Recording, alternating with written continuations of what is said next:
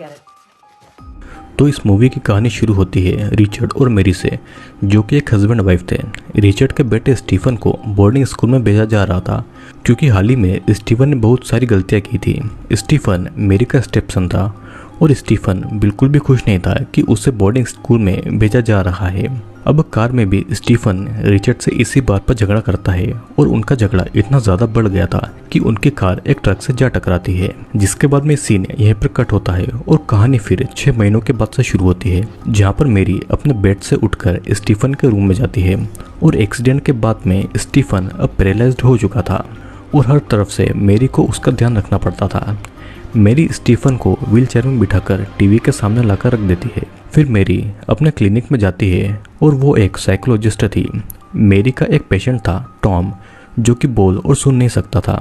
Tom मेरी के साथ भी कुछ अलग बिहेव करता था। टॉम के साथ में मेरी का सेशन खत्म होने के बाद में टॉम की गार्डियन जॉन आती है। जॉन कहती है कि टॉम को बस्टन भेजा जाएगा ताकि वो वहाँ पर अच्छे से रह पाए, क्योंकि यहाँ पर वो ऑर्फनेज के बाकी बच्चों के साथ में एडजस्ट नहीं हो पा रहा है। वो कभी कभी बाकी बच्चों के साथ में वायलेंट हो जाता है। टॉम के जाने की खबर सुनकर मेरी को बहुत बुरा लगता है और टॉम के जाने से पहले मेरी उसे एक स्कार्फ और एक हैट गिफ्ट करती है।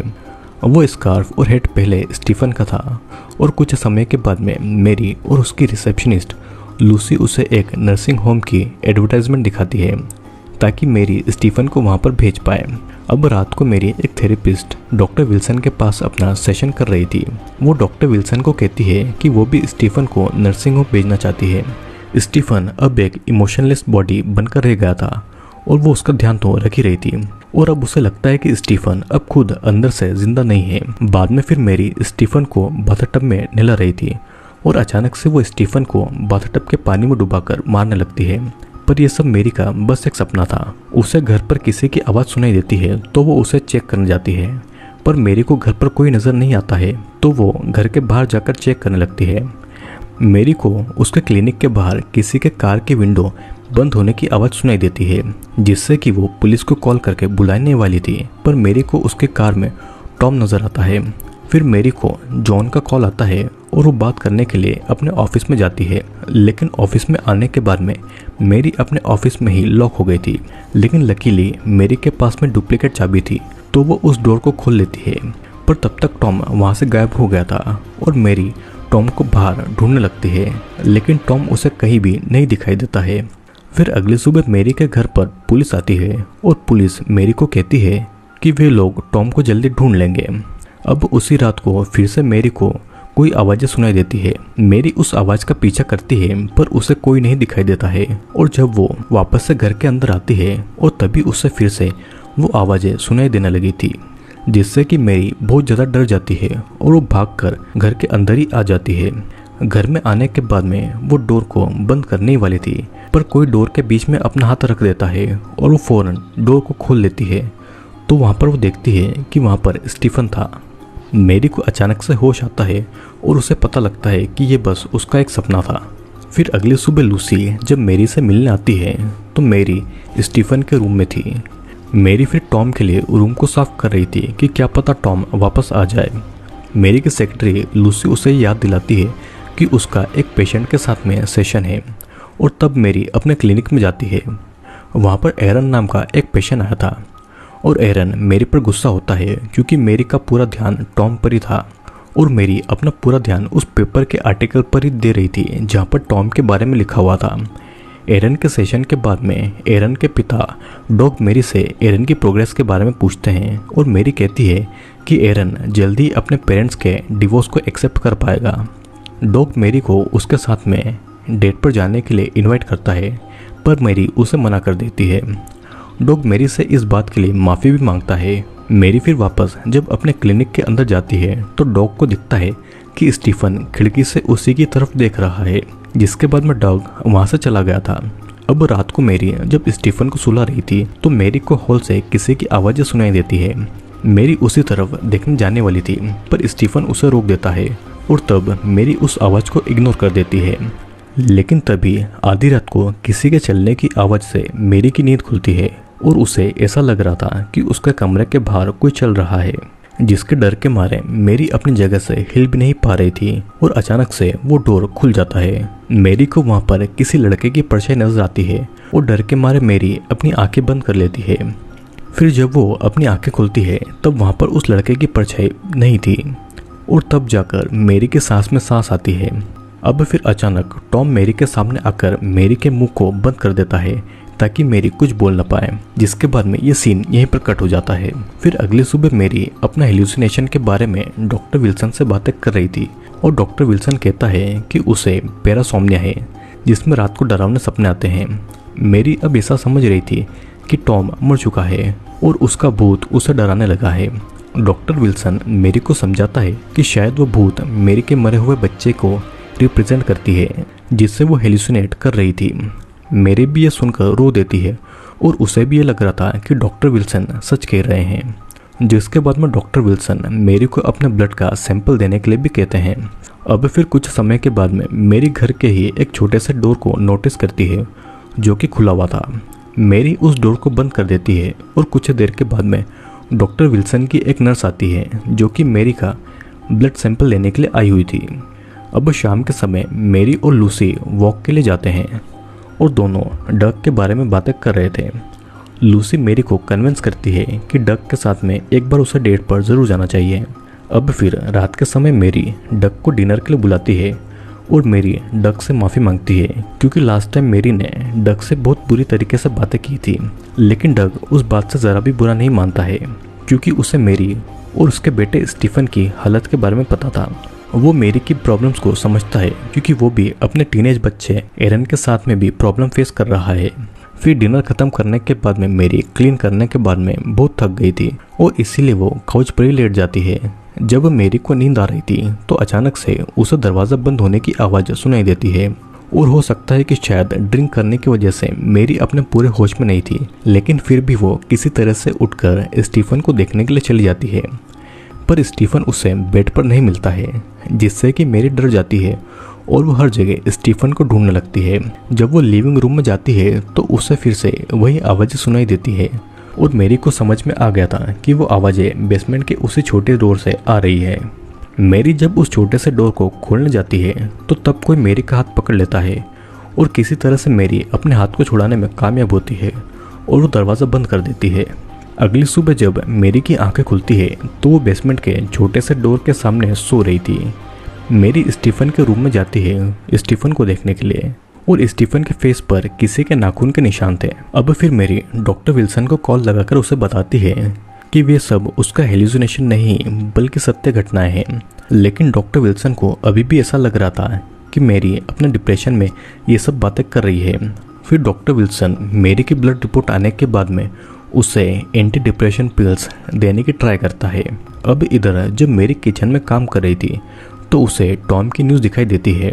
न्यूज़ में बताया गया था कि टॉम फ्लोरिडा से मिल गया है और इस न्यूज़ को सुनकर मेरी चैन की सांस लेती है। अब शाम को लूसी मेरी के घर की ज़रूरत का सामान लेने आती है और लूसी मेरी को आने वाले तूफान के बारे में बताती है, जिसके लिए लूसी मेरी को उसके साथ में चलने को कह देती है, लेकिन मेरी उसे मना करके ये कहती है कि वो ठीक रहेगी। अब कुछ देर के बाद में मेरी कुछ लकड़ियों को स्टोव पर रखती है और बेसमेंट में वो कुछ लैंप्स को लेने के लिए जाती है ताकि लाइट के जाने पर उसे कुछ भी परेशानी न हो। अब फिर से मेरी को घर पर किसी के चलने की आवाज़ें सुनाई देती है और वो बेसमेंट से ऊपर आती है तो वो डग था। डग मेरी को तूफान के समय स्टीफन के साथ में उसके घर चलने के लिए कहता है, पर मेरी वहाँ पर जाना नहीं चाहती थी। वो डग को बताती है कि वो यहीं पर खुश है, लेकिन डग मेरी से कहता है कि यह खबर बिल्कुल झूठी है जो कि फैलाई गई है और इस बात को सुनकर मेरी टेंशन में आ गई थी और वो बेसमेंट में जाती है। मेरी को बेसमेंट में स्टोरेज की चाबी नहीं मिलती है और तब वो स्टोरेज के ताले को तोड़ देती है। अब उस तरफ डॉक्टर विल्सन मेरी को कॉल कर रहा था और बहुत देर के बाद में मेरी डॉक्टर विल्सन के कॉल का आंसर करती है। मेरी के ब्लड टेस्ट की रिपोर्ट आ गई थी और डॉक्टर विल्सन मेरी से बहुत ज़्यादा डिसपॉइंट था कि मेरी किसी तरह का ड्रग ले रही थी और यहाँ तक कि वो अपने बेटे स्टीफन की मेडिसिन भी ले रही थी, पर मेरी इन सब बातों को नहीं मानती है और मेरी गुस्से में उस रूम से चली जाती है, लेकिन वो कॉल को कट नहीं करती है। और तभी डॉक्टर विल्सन को कॉल पर नज़र आता है कि स्टीफन अपनी व्हीलचेयर पर नहीं है, स्टीफन खुद अपने पैरों पर चल रहा है और तभी अचानक से पावर कट हो जाती है और डॉक्टर विल्सन का कॉल भी कट हो जाता है। जिसके बाद में डॉक्टर विल्सन फिर से फौरन मेरी को कॉल लगाता है, लेकिन तब तक मेरी बेसमेंट में ही लॉक हो गई थी। मेरी बस लैंप की रोशनी से देख पा रही थी और अचानक मेरी को स्टोरेज पर टॉम दिखाई देता है। मेरी इस बात से शॉक्ड हो गई थी और तभी वहाँ पर स्टीफन से वो टकरा गई थी। मेरी को बिल्कुल भी विश्वास नहीं हो रहा था कि स्टीफन खुद अपने पैरों पर चल पा रहा है और स्टीफन मेरी को मारकर बेहोश कर देता है। मेरी को जब होश आता है तो वो बिना कपड़ों के बाथटब में बंधी हुई थी और स्टीफन उसे नहला रहा था। मेरी उसके हाथ खोलने की कोशिश करती है पर स्टीफन उसे शांत रहने को कहता है। स्टीफन जब मेरी के मुंह पर टेप लगाता है तो मेरी मदद के लिए चिल्लाती है। स्टीफन अपने हाथ से मेरी का मुंह बंद करता है और उसे चुप रहने के लिए कह देता है। मेरी जब शांत होती है तो स्टीफन कहता है कि एक्सीडेंट के बाद में मेरी हर समय उसके साथ में रहती थी और वो नहीं चाहता था कि मेरी उससे दूर जाए और इसीलिए उसने पैरालाइज्ड होने का नाटक किया था। लेकिन जब टॉम वहाँ पर आया तो मेरी उसके साथ में बहुत समय बिता रही थी और इस बात से जेलस होकर टॉम को उसे मारना चाहा, लेकिन टॉम बेसमेंट में छुप गया और इसीलिए मेरी को घर पर टॉम की आवाज़ें सुनाई दे रही थी। दरअसल वो मेरी का हेलुसिनेशन नहीं था, बल्कि स्टीफन चुपके से मेरी को ड्रग भी दे रहा था। स्टीफन फिर से वो टेप मेरी के मुंह पर लगाकर कहता है कि सब कुछ पहले जैसा नॉर्मल हो जाएगा। इधर डॉक्टर विल्सन तूफान के समय भी मेरी के घर जा रहे थे और वो पुलिस को भी कॉल करते हैं कि वो मेरी के घर पर चेक करें, लेकिन रास्ते में बहुत स्लिपरी रोड की वजह से डॉक्टर विल्सन की कार कंट्रोल खो देती है और उनकी कार एक जगह पर टकरा जाती है। लेकिन डॉक्टर विल्सन को कोई चोट नहीं आती है और वो पैदल ही मेरी के घर की तरफ निकल जाते हैं। इस तरफ मेरी अपने हाथ पर कुछ शैम्पू लगाकर अपने हाथों को खोल लेती है और फिर वो उल्टी करती है ताकि जो उसने पिल्स खाई थी वो उसके पेट से बाहर आ जाए। फिर वो मदद के लिए कॉल लगाती है पर फोन पर सिग्नल नहीं आ रहे थे और लैंडलाइन भी डेड था।